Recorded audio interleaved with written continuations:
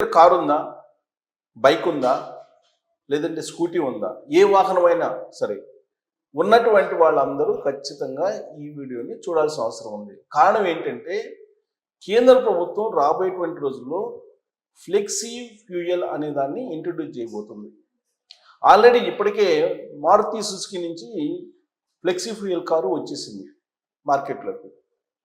ఏంటి flexi fuel అంటే E100 అంటే 100కి 100% ethanol, no petrol, only ethanol తోటి నడిచేటువంటి కారు.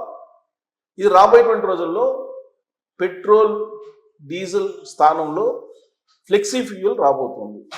దీంట్లో ఇప్పుడు మనకి E10 అనేది ఇచ్చారు, అది పోయింది. ఇప్పుడు E20 ఇథనాల్ 20 అంటే 1 లీటర్ పెట్రోల్లో 20% ఇథనాల్ ఉండేటువంటి పెట్రోల్ని మనకి అందిస్తూ ఉన్నారు.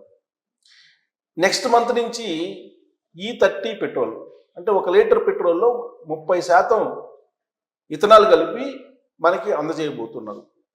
రాబోయేటువంటి రోజుల్లో E75 E85 అనేటువంటి పెట్రోల్ కూడా అందించబోతున్నారు. అంటే 75% ఇథనాల్, మిగతాది పెట్రోల్.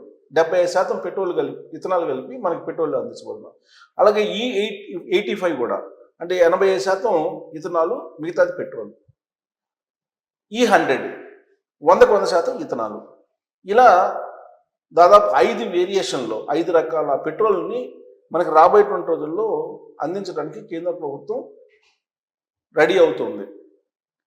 దానికి కారణం ఏంటి అంటే దిగుమతులు తగ్గించుకోవాలి, ఆయిల్ దిగుమతుల్ని అనేది కేంద్ర ప్రభుత్వం చెప్పేటువంటి మాట. ఇదంతా బాగానే ఉంది.